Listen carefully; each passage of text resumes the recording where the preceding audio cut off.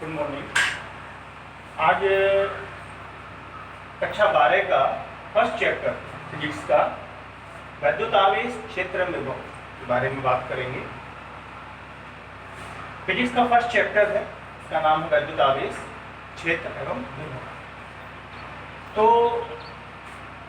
इसका first topic है वैद्युत आवेश। चैप्टर के पहले नाम से ही समझ में आ सकता है कि पहला टॉपिक इसका वैद्युत आवेश। आवेश के बारे में मालूम होना चाहिए कि आवेश क्या है। तो जनरली आवेश आप लोगों ने महसूस किया होगा, जैसे कभी खेल में एक प्लास्टिक की स्केल लेते हैं और उस स्केल को अपने बालों से रगड़ते हैं। उसके पश्चात हम अगर उस स्केल को किसी कागज के छोटे छोटे टुकड़ों के पास लाते हैं तो छोटे छोटे टुकड़े उस स्केल की ओर आकर्षित होने लगते हैं, उसको चिपकने लगते हैं। ये क्यों होता है? ये होता है उस स्केल के रगड़ने के कारण, घर्षण के कारण, आवेशित होने के कारण। तो वो गुण आवेश है जिसके कारण वह अन्य वस्तुओं को अपनी ओर आकर्षित करता है। यानी आवेश एक प्रकार का गुण है जिसके कारण वस्तुएं अन्य वस्तुओं को आकर्षित अथवा प्रतिकर्षित करने लगती है।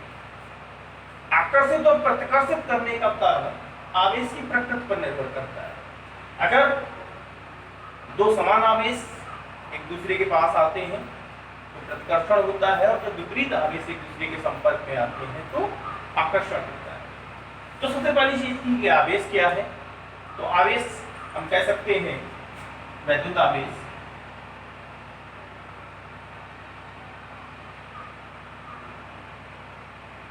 वैद्युत आवेश में हम कह सकते हैं कि किसी पदार्थ का वह गुण, किसी पदार्थ का वह भौतिक गुण जिसके कारण वह अन्य वस्तुओं को आकर्षित या प्रतिकर्षित करता है, वैद्युत आवेश कहलाता है।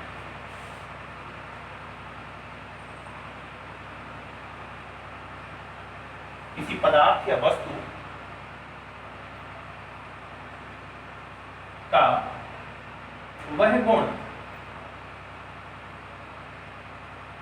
जिसके कारण वह अन्य वस्तुओं को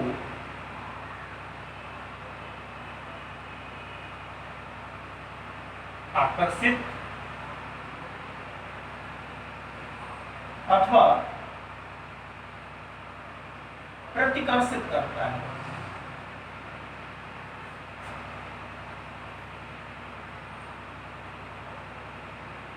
वैद्युत आवेश कहलाता है।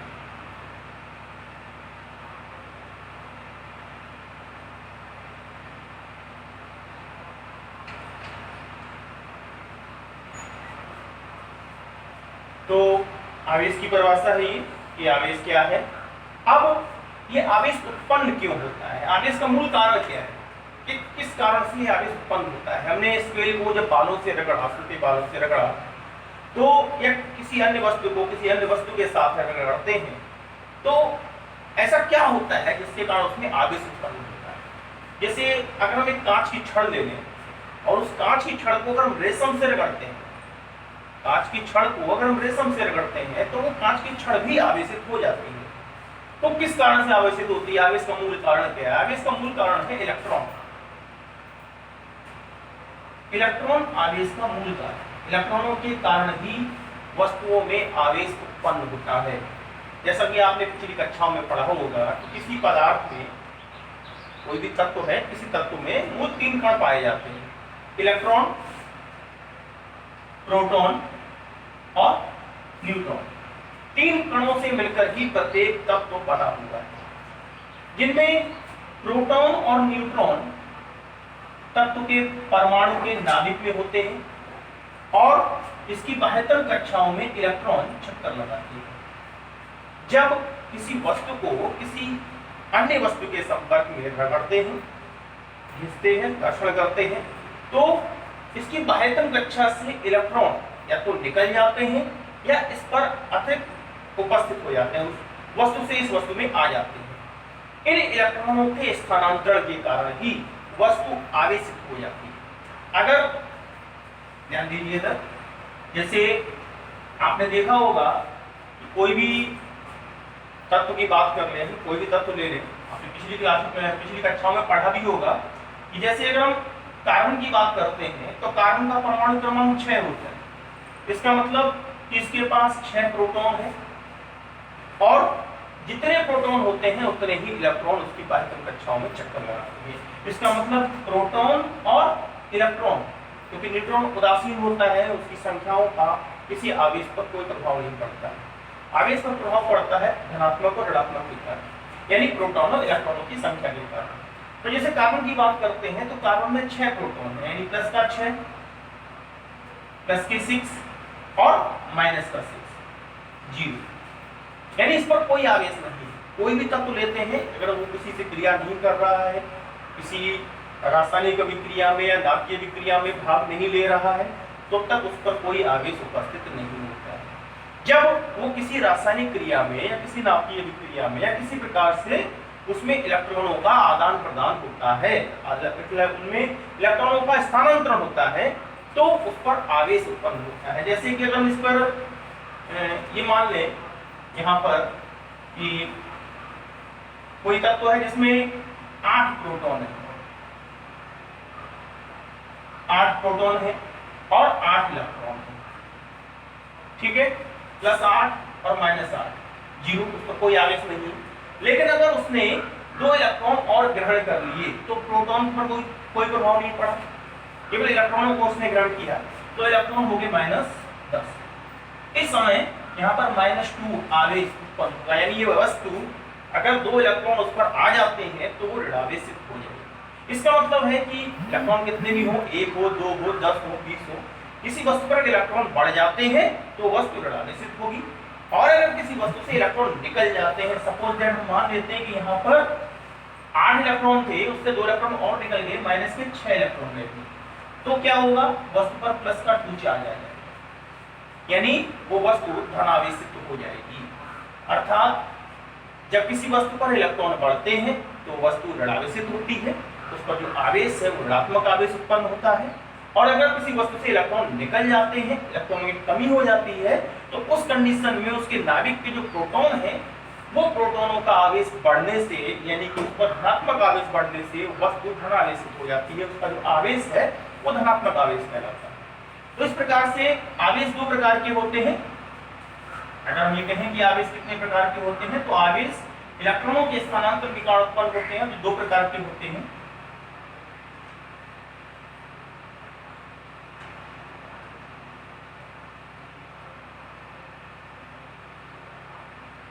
पहला है धनावेश, जो इलेक्ट्रॉनों की कमी के कारण उत्पन्न होता है। ध्यान रखना, धन आवेश है लेकिन इलेक्ट्रॉनों का माइनस होगा, इलेक्ट्रॉनों की कमी होगी। दूसरा है ऋणावेश, जो इलेक्ट्रॉनों की अधिकता के कारण उत्पन्न होता है, ठीक है। तो इस प्रकार से पहला टॉपिक था आपका विद्युत आवेश और उसके प्रकार, जो 2 प्रकार के होते हैं, धनावेश और ऋणावेश। आपको समझ में आ गया होगा धनावेश क्या होता है और ऋणावेश क्या होता है। धन और ऋणावेश की परिकल्पना भी ये हो गई कि धन और ऋणावेश किस कारण से उत्पन्न होते हैं, धनात्मक आवेश इलेक्ट्रॉनों की कमी के कारण और ऋणात्मक आवेश इलेक्ट्रॉनों की वृद्धि के कारण उत्पन्न होता है। अच्छा, जैसे एक कांच की छड़ लेते हैं और उस कांच की छड़ को हम किसी रेशम से रगड़ते हैं। एक चीज यहाँ पर ध्यान देने वाली है कि वस्तु के आवेश की पहचान हम किससे करेंगे कि वस्तु आवेशित है या नहीं। जैसे हम एक स्केल लेते हैं, प्लास्टिक की स्केल लेते हैं और उसको बालों से रगड़ते हैं, उसके पश्चात हम उसको जब कागज के टुकड़ों के पास लाते हैं तो टुकड़े उससे आवेशित क्षण से वो कागज के छोटे टुकड़े उससे चिपकने लगते हैं, जिससे हम कहते हैं कि वो कागज के टुकड़े उसकी ओर आकर्षित हो रहे हैं। हम इस समय ये कैसे जानेंगे कि कागज के टुकड़े आवेशित हैं या वो स्केल आवेशित है, वो वस्तु आवेशित है। भाई 2 में से कोई एक वस्तु आवेशित है, इसीलिए वो उसकी ओर आकर्षित हो रही है। ये भी हो सकता है कि वो कागज के टुकड़े आवेशित हैं और वो टुकड़े उसकी ओर आकर्षित हो रहे हैं, क्योंकि वो द्रव्यमान में कम है, वो द्रव्यमान में अधिक है क्षण, और द्रव्यमान में कम होने के कारण वो उसकी ओर आकर्षित हो रहे हो, ये भी हो सकता है। तो हम किसी वस्तु के आवेश की पहचान किस प्रकार करेंगे? तो देखो, आवेश का जो प्रकार है वो समझ में आ गया। आवेश की जो मूल पहचान है वो आकर्षण नहीं है बल्कि प्रतिकर्षण। हम आकर्षण से ये तो जान सकते हैं कि इन 2 में से कोई एक वस्तु आवेशित है, लेकिन अगर वस्तुओं के बीच में प्रतिकर्षण हो रहा है तो हम ये कह सकते हैं कि दोनों वस्तुएं आवेशित हैं और दोनों पर समान प्रकार का आवेश उत्पन्न है। क्या तो वो धनावेशित है दोनों या फिर दोनों ऋणावेशित। जैसे अगर हम एक रेशम की छड़ देते हैं, सॉरी कांच की छड़ देते हैं और इस कांच की छड़ को किसी रेशम से रगड़ते हैं, ध्यान देना, जब कांच की छड़ को हम किसी रेशम से रगड़ेंगे तो कांच की छड़ से इलेक्ट्रॉन रेशम की ओर निकल जाएंगे। यानी हम कांच की छड़ को जब किसी रेशम से रगड़ते हैं तो इसके इलेक्ट्रॉन रेशम की ओर गति करते हैं। इस कंडीशन में कांच की छड़ से इलेक्ट्रॉन निकल गए, यानी कांच की छड़ धनावेशित हो जाती है और रेशम ऋणावेशित हो जाती है। ठीक है, कांच की छड़ धनावेशित होगी और रेशम ऋणावेशित। इसी प्रकार जब हम एक आभनूस की छड़ ले लें, आभनूस एक प्रकार होता है, पदार्थ होता है, इसकी जब हम छड़ लेते हैं और इसको बिल्ली की खाल से रगड़ते हैं,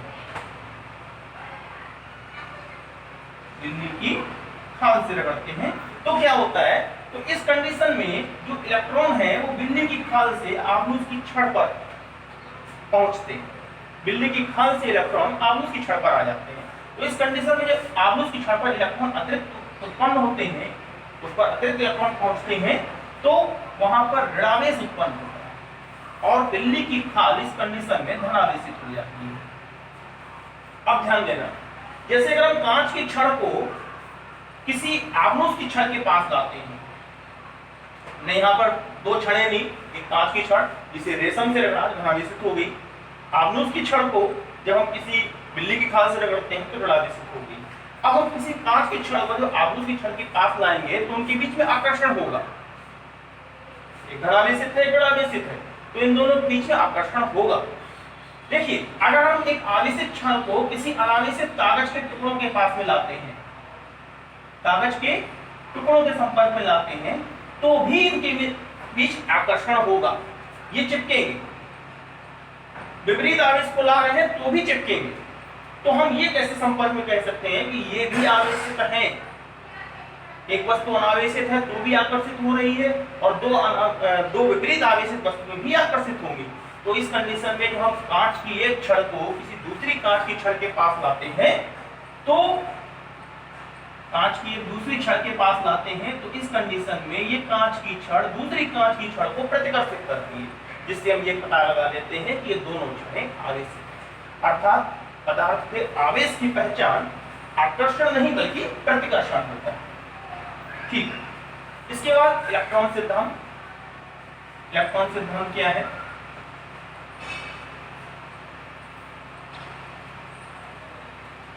आपने अभी भी पढ़ा, हमने आपको भी बताया कि वस्तुओं में जो आवेश है वो किस कारण से उत्पन्न होता है, इलेक्ट्रॉनों के कारण उत्पन्न होता है। वस्तुओं की बाध्यम कक्षा में जो इलेक्ट्रॉन होते हैं वो इलेक्ट्रॉन आकर्षित या प्रतिकर्षित होते हैं, मतलब उसमें उत्पन्न होती है या उसके किसी छड़ पर पहुंच जाते हैं, उससे निकल जाते हैं, जिसके कारण वो छड़ आवेशित होती है। यही सिद्धांत इलेक्ट्रॉन सिद्धांत कहलाता है, विद्युत आवेश का इलेक्ट्रॉन सिद्धांत कहलाता है।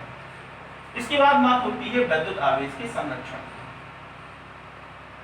देखिए, पिछले आपने पढ़ा होगा द्रव्यमान संरक्षण, ऊर्जा संरक्षण, यांत्रिक ऊर्जा संरक्षण। इन सभी संरक्षणों में आपने एक बात पढ़ी थी कि इसे हम बात करते हैं द्रव्यमान संरक्षण की, तो द्रव्यमान न तो उत्पन्न हो सकता न नष्ट हो सकता है, केवल एक रूप से दूसरे रूप में बदल सकता है। ऊर्जा संरक्षण, ऊर्जा न उत्पन्न हो सकती है नष्ट हो सकती है, केवल एक रूप से दूसरे रूप में बदल सकती है। वैसे ही हम विद्युत आवेश संरक्षण की बात करेंगे तो यहाँ भी वही नियम लगेगा कि विद्युत आवेश न तो उत्पन्न हो सकता है न नष्ट हो सकता है। किसी निकाय का जो आवेश है वो सदैव संरक्षित रहता है। जैसे हम दो वस्तुओं की बात करें, जैसे हमने एक छड़ ले ली और एक कांच की छड़ को जब हमने रेशम से रगड़ा, कांच की छड़ को जब हम रेशम के संपर्क में लाए तो क्या हुआ, रेशम से कांच की छड़ से जो इलेक्ट्रॉन थे वो रेशम की ओर निकल गए, इलेक्ट्रॉन का स्थानांतरण हुआ, जिसके कारण कांच की छड़ धनावेशित हो गई और रेशम ऋणावेशित हो गई। इस कंडीशन में जितना आवेश धनात्मक चार्ज, जो आवेश कांच की छड़ पर उत्पन्न होगा, उतना ही विपरीत आवेश रेशम की छड़ पर भी उत्पन्न होगा। अर्थात इन दोनों का योग जो पहले था, पहले क्या था, दोनों उदासीन थे अर्थात शून्य था, तो यहाँ भी दोनों का शून्य होगा। यही है विद्युत आवेश का संरक्षण, यानी कि वस्तुओं का विद्युत आवेश सदैव संरक्षित रहता है कभी न तो उत्पन्न हो सकता है न नष्ट हो सकता है, केवल एक से दूसरे पर परिवर्तित हो सकता है, एक से दूसरे पर स्थानांतरित हो सकता है, लेकिन किसी निकाय का कुल वैद्युत आवेश सदैव संरक्षित रहता है। ठीक है, इसके बाद लास्ट टॉपिक इसका आज के इस वीडियो का लास्ट टॉपिक हमने आपका लिया है क्वांटीकरण। क्वांटीकरण क्या है? क्वांटीकरण क्या है, यहां पर आप ध्यान दीजिए। क्वांटीकरण का मतलब है जैसे वस्तुओं में जो इलेक्ट्रॉन का स्थानांतरण होता है, इलेक्ट्रॉन का जो एक से दूसरे में आदान प्रदान होता है, वो सदैव एक इलेक्ट्रॉन यानी ई या इसके पूर्ण गुणज के रूप में ही हो सकता है, कभी भिन्न के रूप में नहीं होगा। यानी कि इलेक्ट्रॉन हो सकता है, 2 इलेक्ट्रॉन हो सकता है, 3 इलेक्ट्रॉन हो सकता है, 4 इलेक्ट्रॉन हो सकता है, ये आवेश उत्पन्न हो सकते हैं। लेकिन कोई भी वस्तु जो आवेश है वो आधा या इलेक्ट्रॉन बाई 3 या 3 इलेक्ट्रॉन बाई 4 इस तरीके से उत्पन्न नहीं होगा, ना तो दशमलव में होगा ना भिन्न में होगा। जो भी आवेश का स्थानांतरण है, आवेश का जो आदान प्रदान है, इलेक्ट्रॉनों का जो आदान प्रदान है, वो पूर्ण इलेक्ट्रॉन के रूप में होता है। यही क्वांटीकरण का सिद्धांत है। और इसी के आधार पर आप देख सकते हैं जो आवेश है वो electron, 2 electron, 3 electron dot dot dot यहाँ तक आपका n इलेक्ट्रॉन तक हो सकता है। यानी इसको कह सकते हैं प्लस माइनस n e।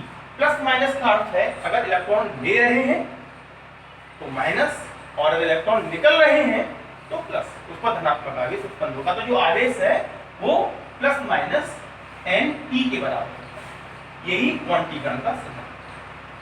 इसके आधार पर आप आगे कई सवाल सॉल्व कर सकते हैं। ठीक है, आज के लिए इतना।